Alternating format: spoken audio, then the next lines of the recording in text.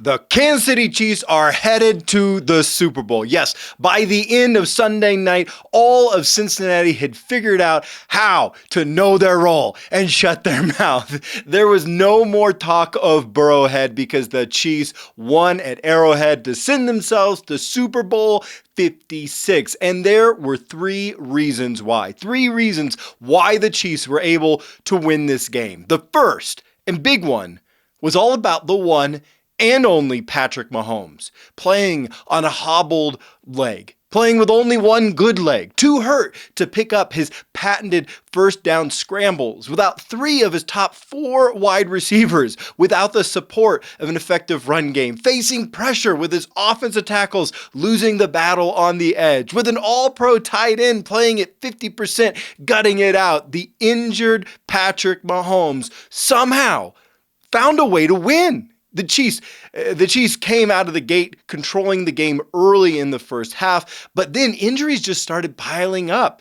Three receivers, Juju Smith-Schuster, Kadarius Toney, and Mecole Hardman were all out. They were all out in the second half. Kelsey was bravely gritting his teeth and working through a back injury, but you could tell he wasn't quite his normal self. And by the end of the fourth quarter, the offense slowed down to a near halt as the backup wide receivers no longer were creating any separation in the passing game. The game was all tied at 20 in the final moments when it happened. With his back against the wall, Patrick scrambled to try to get into field goal range. The Bengals number 58 hit Mahomes late out of bounds, the penalty giving Patrick the extra 15 yards that he needed. It was like the ghosts of Arrowhead Pass were in the building wearing Derek Thomas's old number, actually, to give us what we needed before Butker hit that game-winning 45-yard field goal. Sure.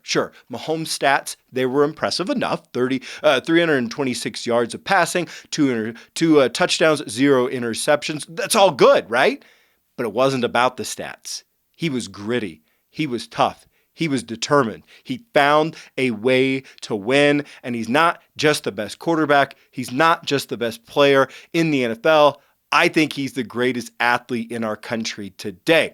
Second reason that the Chiefs won the AFC Championship is they won the turnover battle. During the regular season, something we constantly talked about was that the Chiefs were kind of struggling in this area, giving the ball away 3 more times than they took it away during the regular season. It was something that we kept talking about on this channel that we needed to get fixed before the playoffs, and well, here we are in the playoffs, right? The Chiefs won the turnover battle in this game, and they won the game, of course. The Chiefs forced 2 Joe Burrow interceptions by Watson and Williams, both rookie corners. That's great, but we gave it away only one time, and even that one, it wasn't like a dumb giveaway. It was just kind of a weird anomaly of the ball coming out of Mahomes' hand. So we won this turnover battle. Now, statistics tell us that whoever wins the turnover battle is going to win the game 70% of the time. So I will always say it.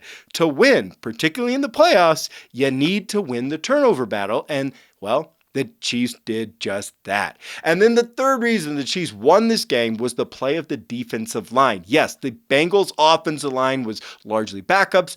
This is the NFL, baby. You got to play with who you've got. And the Chiefs' defensive line made a huge difference all day long. The Chiefs had 4 sacks on the Bengals' first 9 dropbacks. Kansas City finished the game with a great 21 total pressures on Joe Burrow-less. All-pro defensive tackle Chris Jones looked like he really took all that smack talk by the Bengals to heart. Like he was on a mission. He was out there to prove a point, and he did. He had 3 tackles for loss, 5 total quarterback hits, 2 sacks, and he had that perfectly timed sack with 40 seconds left that really helped determine the game. Also, defensive lineman Mike Dana looked great. He had a great stuff on a screen. He created consistent pressures from the inside and on the edge. He's getting used both at edge and at defensive tackle, and he forced a holding penalty as well.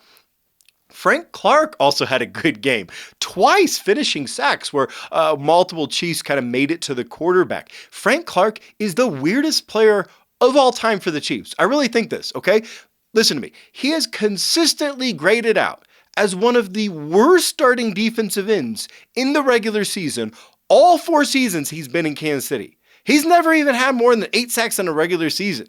But then somehow he flips a switch and he becomes a totally different player in the postseason.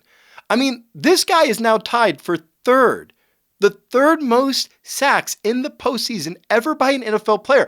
How can that be? How can you be so bad in the regular season and so awesome in the postseason? It's the weirdest thing, but you know what? I will take it. I will take it right now as we march to the Super Bowl. The Super Bowl is all that matters, right? And George Karlaftis and Willie Gay, they also had sacks, and George is just continuing his amazing streak. All in all, the Chiefs defense line just went out there and dominated the game. They made the Bengals offensive line look pretty silly at times, and they got it done. That's why the Chiefs won the AFC Championship.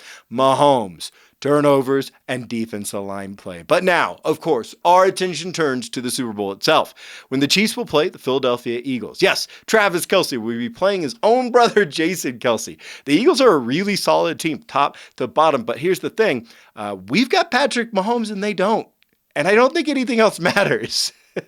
But what will matter, of course, is all of these injuries that pile up during just this one game for the Chiefs. We'll be keeping our eye on that trio of wide receivers that we mentioned. They're all hurt. Also, our top and best corner, L'Jarius Sneed, he's hurt. Linebacker Willie Gay had an injury. We're going to be hoping that this week off before the Super Bowl is going to get all those guys healthy, and we're going to be able to go into the game as a full squad. But what do you think? What are some matchups that we can exploit against the Eagles? What do you think some of their weaknesses are? What are you looking forward to in the Super Bowl? What do you think the final score is going to be? Leave me your comments and your thoughts in the comment section below. Make sure to subscribe and to like. Thanks for watching, and go Chiefs!